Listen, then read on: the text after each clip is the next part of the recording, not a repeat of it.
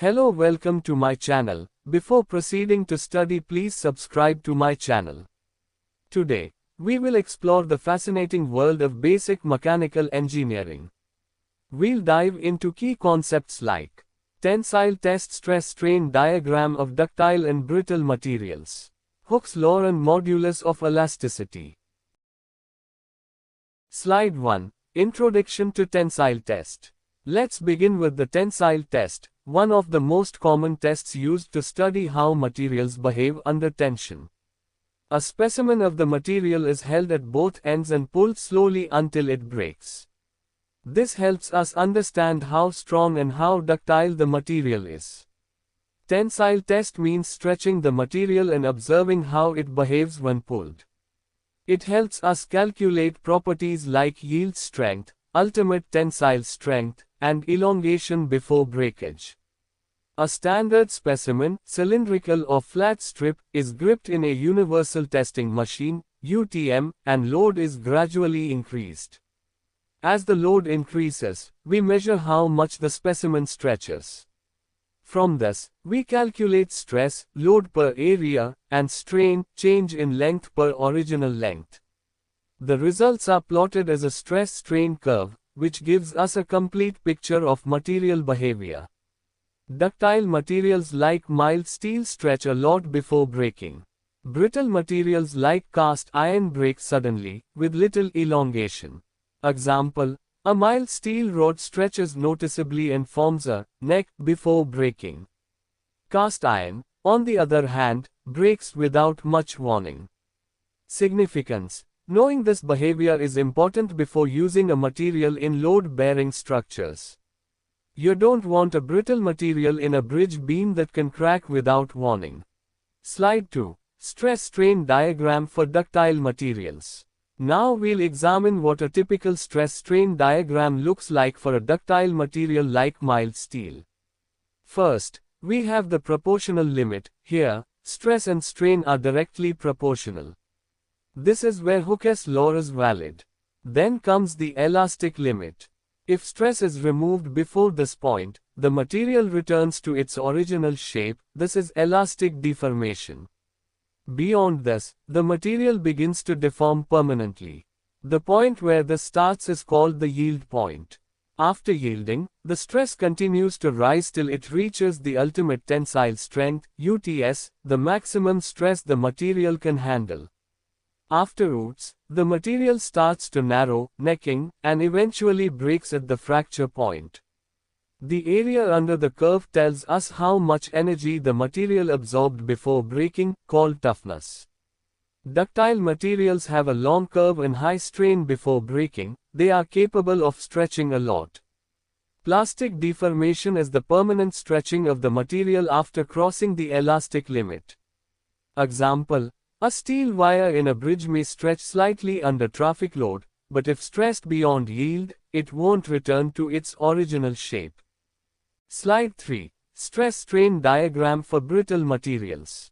Let's now look at how brittle materials behave under the same test. The graph for brittle materials like glass or cast iron is mostly a straight line. They break suddenly, without yielding or necking. The plastic region is either very small or doesn't exist. The ultimate strength and fracture strength are almost the same because they break without warning. These materials don't stretch much.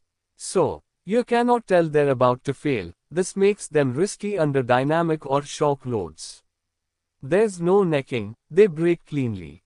The fracture happens almost immediately after the elastic limit is crossed.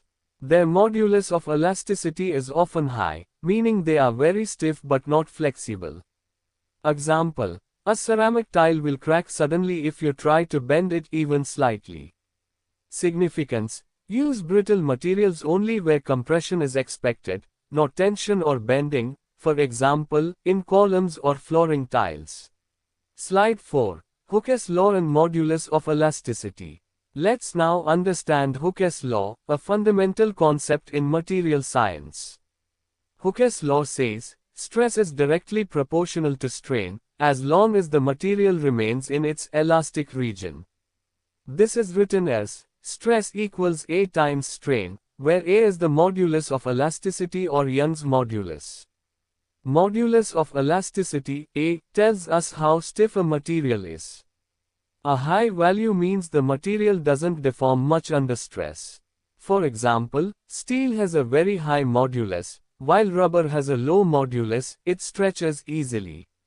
Hooke's law is only valid in the straight line portion of the stress-strain diagram, up to the proportional limit.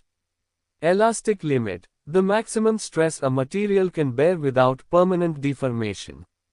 On the graph, the slope of the straight portion equals the modulus of elasticity. Example, if you pull a steel wire with a small force, it returns to its original length. But if you pull it too hard, it stays stretched, that's when you exceed the elastic limit. Slide 5. Differences, ductile vs brittle materials. In this slide, we'll compare ductile and brittle materials based on how they behave during a tensile test. These differences are critical when selecting materials for specific engineering applications.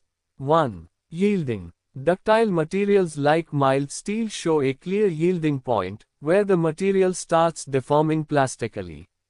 Brittle materials, such as glass or cast iron, do not show yielding, they break almost immediately after the elastic limit. 2. Plastic deformation. Ductile materials can undergo large amounts of permanent deformation before breaking. That means they can stretch or bend without fracturing. Brittle materials, on the other hand, deform very little before breaking, they snap without much warning. 3. Fracture type. The fracture in ductile materials is gradual. You'll often see necking before failure. Brittle materials fail suddenly and without any visible deformation.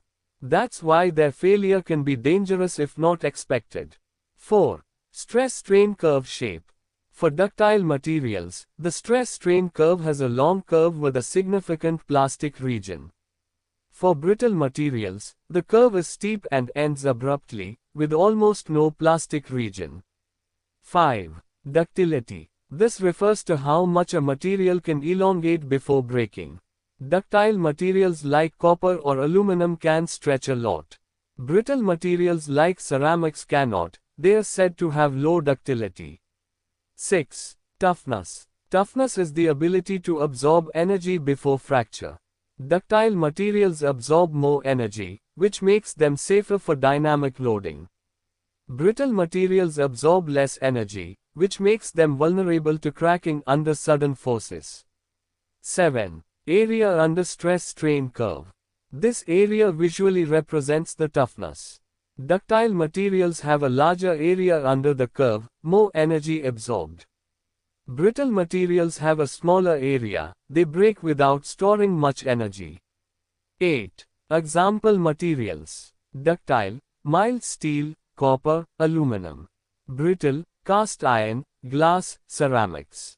9. Significance. In design, ductile materials are preferred where deformation and safety are critical, like in bridges, beams, or vehicles. Brittle materials may be chosen where stiffness or compressive strength is needed, like in flooring tiles or columns, but only if sudden failure is not a risk.